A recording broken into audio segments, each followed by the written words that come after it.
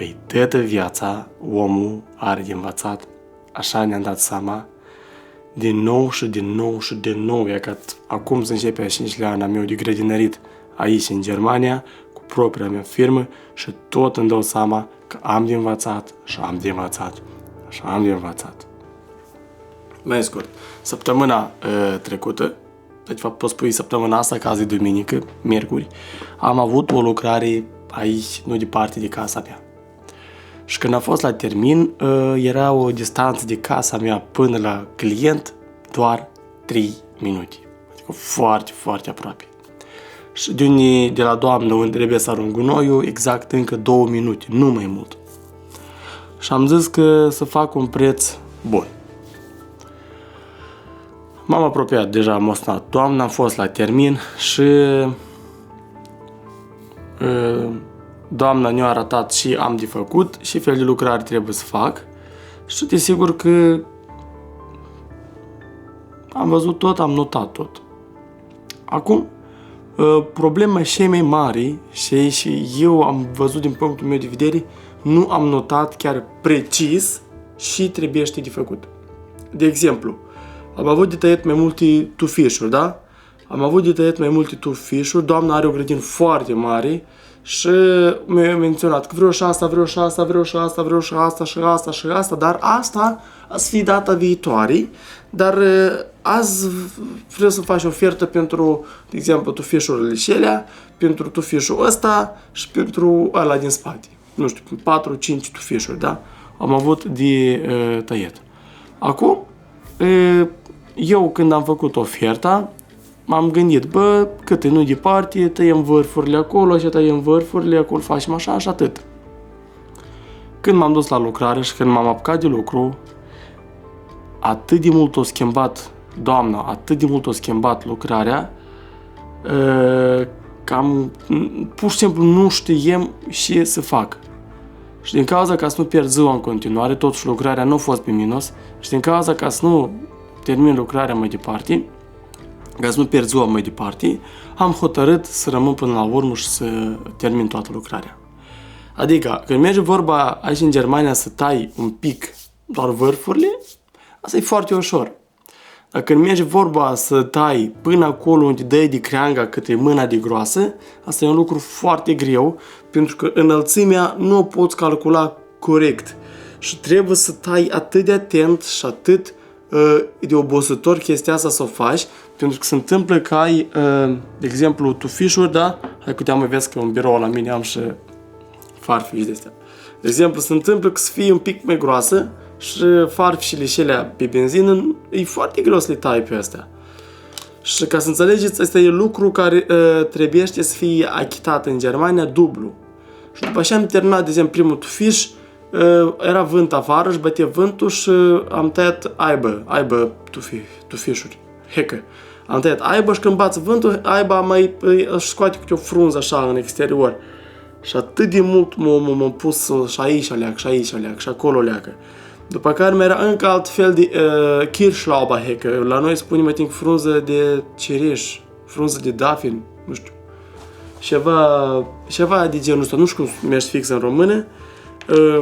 Și am tăiat vârfurile, exact cum am înțeles. Nu că mai trebuie să faci mai mult, că ce ai tăiat tu e foarte puțin și eu pentru ce te-am mai contactat ca să-ți dau ție de lucru și tu numai asta să faci, asta nu e bun, asta nu. Trebuie să faci așa că ți-am zis eu ție. Bun, nu e nicio problemă, facem. Acum era aibă hecă, nu știu, cred că așa spune. Foarte, foarte mare, foarte, foarte mare. Și au zis doar vârfurile, dar ele așa cresc, numai vârfurile. Și eu am telescop, Heckenschere, adică varianta lungă care tai, și am zis că bă, mă duc și tai numai vârfurile. Nu, și acolo m-a pus. Șerbe fața deja de modificare, că eu avem altfel programat timpul. Bun, nu e nicio problemă. Am tras, am zis că lasă că data viitoare de 3 ori mai mult să-mi spună prețul, că nu mă duc. După ce am terminat ziua de lucru, doamna a rămas foarte mulțumită, a spus deja că ne-a transferat banii. Acum eu mă duc și credeți că fac. am făcut tot curățenia, am întrebat-o că e mulțumită, eu ți-a zis că da, mi-a arătat o altă lucrare tot la ea în curte și era la jumătate de mult de lucru comparativ cu ce am făcut în prima zi. Și atunci i-am spus același preț, am făcut eu oferta, i-am făcut oferta exact prețul pe care l-am făcut în prima zi, pentru că ăla care l-am făcut în prima zi, de fapt, trebuie să-i pun preț dublu și ăla care l-am făcut în ziua 2 trebuie să-i pun preț ca normal. Și m-a sunat doamna, era supărată, deși tu așa prețuri mari faci, că eu luni, marți vine o firmă și îmi face cu 50% mai puțin ca și cum tu ne-ai făcut și asta este un preț nu bun și așa mai departe. Eu am spus, doamnă, mi-mi pare rău, lasă-mă fac firma cealaltă. Și nu înțeleg firmele astea care stric prețurile. Sau nu știu cum să zic. Nu stric prețurile, poate pe oamenii așa îi aranjează să lucreze și fiecare cu prețurile lui. Însă, până la urmă, băieți, și vreau să vă spun, dacă știți că aveți de făcut o lucrare, da? Să presupunem că aveți de tăiat, nu știu, niște tufișuri și doamna va spune că aici trebuie doar vârfurile, dar tu știi că sunt șanse să te pună să tai radical, mai mult. Menționează în contract. La tufișul cu tare se va tăia doar vârfurile, da?